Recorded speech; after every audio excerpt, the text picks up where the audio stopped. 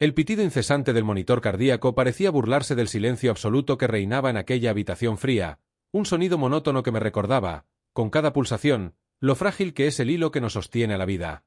Allí estaba yo, despojada de las luces de las cámaras, del maquillaje perfecto, de los filtros de Instagram y de la armadura invisible que me ponía cada mañana para demostrarle al mundo que podía con todo. El olor a desinfectante impregnaba el aire, un aroma quirúrgico que se metía por la nariz y se instalaba en la garganta, dejando un sabor amargo que ninguna pastilla lograba disipar. Miré mis manos, siempre tan activas, gesticulando ante miles de personas a través de una pantalla, y ahora se veían pálidas, atravesadas por una vía intravenosa por la que goteaba un líquido transparente y helado. La bata blanca del hospital, áspera y desprovista de cualquier rastro de identidad, me hacía sentir pequeña, casi invisible, una paciente más en la lista de un médico que corría de un pasillo a otro.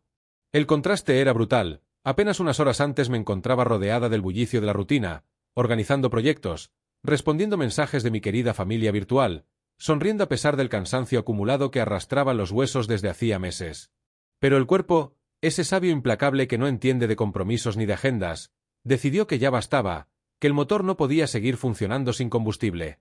El bajón no avisó con la delicadeza de un susurro, sino con la violencia de un portazo que me dejó sin aire en mitad del salón, obligándome a claudicar y a aceptar que, a veces, la mujer fuerte también se rompe en 1000 pedazos. La penumbra de la estancia solo se veía interrumpida por el resplandor verdoso de las pantallas que controlaban mis constantes vitales. Cada parpadeo de luz iluminaba fugazmente las paredes desnudas, pintadas de un color crema impersonal que invitaba más a la melancolía que a la desconexión. Intenté moverme, cambiar de postura en aquella cama articulada que parecía diseñada para recordar la inmovilidad, pero un pinchazo agudo en el costado me obligó a contener la respiración.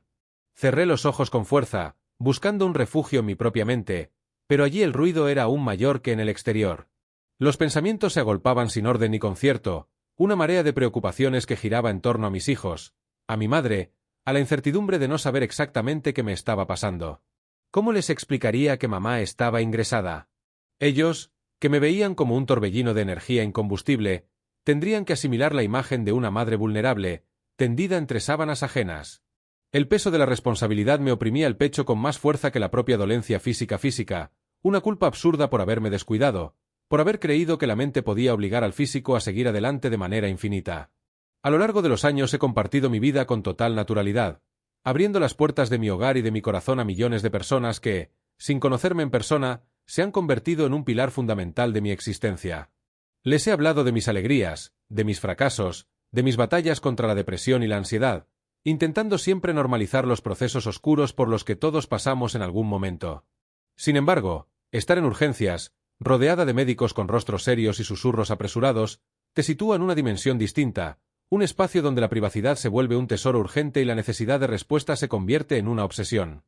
Recordé el momento exacto en que crucé las puertas del hospital. El frío de la noche me golpeó la cara mientras la camilla avanzaba a toda prisa por el pasillo de baldosas brillantes. Las luces del techo pasaban como ráfagas sobre mis ojos abiertos, un desfile de tubos fluorescentes que me mareaba y aumentaba la sensación de irrealidad. Las voces a mi alrededor eran confusas, una amalgama de términos médicos, peticiones de analíticas y preguntas sobre mis antecedentes que yo intentaba responder con la voz quebrada por el miedo. El silencio volvió a instalarse en la habitación de planta a la que me trasladaron tras lo que parecieron horas interminables de pruebas. La noche avanzaba lenta, con esa pesadez característica de los hospitales, donde el tiempo parece congelarse y cada minuto se estira como un chicle. Miré mi teléfono móvil, que descansaba apagado sobre la mesa de noche, una pequeña pantalla negra que contenía miles de notificaciones pendientes, muestras de cariño, preguntas de amigos que se extrañaban de mi inactividad. Decidí dejarlo así, en silencio, comprendiendo que ese instante requería una honestidad brutal conmigo misma, una tregua obligatoria con el exterior. La enfermera de turno entró con suavidad, intentando no hacer ruido con sus zuecos de goma sobre el suelo vinílico. Tenía los ojos cansados pero una mirada cálida que, en mitad de la tormenta, funcionó como un bálsamo. Me tomó la tensión, revisó el goteo de la medicación y me acomodó la almohada con un gesto maternal que me conmovió profundamente. No me reconoció como la figura pública, sino como la mujer asustada que yacía en la cama, y ese trato humano, desprovisto de cualquier etiqueta, fue precisamente lo que necesitaba para romper a llorar.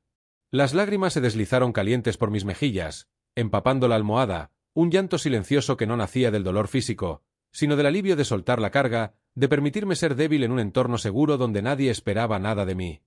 Ella no dijo nada, simplemente me puso una mano en el hombro durante unos segundos, un gesto de empatía universal que valía más que 1000 palabras de consuelo, antes de salir de la habitación y dejarme de nuevo con mis fantasmas. El proceso de enfermar y ser hospitalizada te obliga a realizar un viaje interior forzoso, una introspección que a menudo evitamos con el ruido diario. Recordé las semanas previas, las señales de advertencia que mi cuerpo me había enviado y que yo, con una soberbia inconsciente, decidí ignorar. Los dolores de cabeza persistentes que camuflaba con analgésicos, la falta de apetito que justificaba con el estrés del trabajo, los mareos repentinos que atribuía a las pocas horas de sueño. Nos acostumbramos a normalizar el malestar, a considerar el agotamiento extremo como una medalla de honor en esta sociedad hiperactiva, hasta que el organismo dice basta y te frena en seco de la manera más drástica posible. Pensé en mis hijos, sus risas, sus abrazos diarios que eran mi verdadero motor, y sentí un deseo imperioso de recuperarme, de salir de aquel entorno aséptico para volver a llenar mi casa de vida y de ruido, del bendito ruido de la cotidianidad. La luz del amanecer comenzó a filtrarse muy tímidamente a través de las rendijas de la persiana metálica, tiñendo la habitación de un tono grisáceo y frío. El cambio de luz trajo consigo el cambio de turno del personal y el inicio de la actividad frenética del hospital. Se escuchaban pasos apresurados en el pasillo, el traqueteo de los carros de la medicación y las voces amortiguadas de los médicos discutiendo los casos de la planta. Cada vez que el picaporte de mi puerta se movía, el corazón me daba un vuelco, esperando que fuera el doctor con los resultados definitivos de las pruebas. La incertidumbre es, sin duda, una de las peores medicinas. La mente tiende a ponerse en los peores escenarios, tejiendo telarañas de suposiciones catastróficas que solo aumentan los niveles de ansiedad. Intenté canalizar mis propios consejos, aquellos que tantas veces había compartido con mis seguidores para mantener la calma en los momentos difíciles, respirando hondo, llenando los pulmones con el aire acondicionado del hospital y soltándolo despacio, intentando vaciar la cabeza de nubarrones oscuros.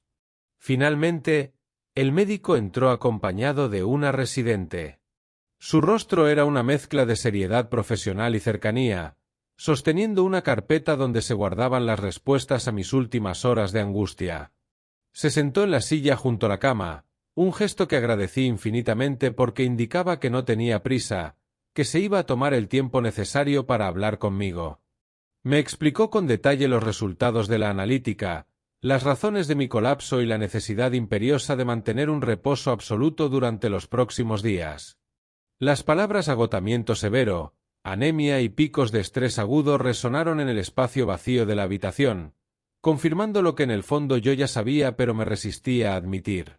El cuerpo había colapsado porque le había exigido más de lo que podía dar, vaciando las reservas de energía hasta dejar el sistema inmunológico bajo mínimos. El médico fue muy claro conmigo, mirándome fijamente los ojos para asegurarse de que el mensaje calaba hondo. La salud no es negociable. Tamara, me dijo con voz firme pero afectuosa, si tú no te cuidas, no podrás cuidar de nadie más, ni de tus hijos ni de tus proyectos. Aquella frase se me clavó en el pecho como una verdad absoluta e incontestable. Cuando se marcharon, me quedé mirando al techo, asimilando la lección que la vida me estaba dando a la fuerza. A menudo nos creemos invencibles, capaces de estirar las 24 horas del día para llegar a todo, sacrificando el descanso, el bienestar y la paz mental en el altar de la productividad y las expectativas ajenas. Estar ingresada en un hospital te devuelve la perspectiva correcta de las cosas en un abrir y cerrar de ojos. Te das cuenta de que los plazos, las reuniones y los compromisos que ayer te parecían vitales, hoy carecen por completo de importancia si no tienes la salud necesaria para afrontarlos. Decidí encender el teléfono móvil, sintiendo que ya poseía la fuerza y la claridad necesarias para gestionar lo que viniera.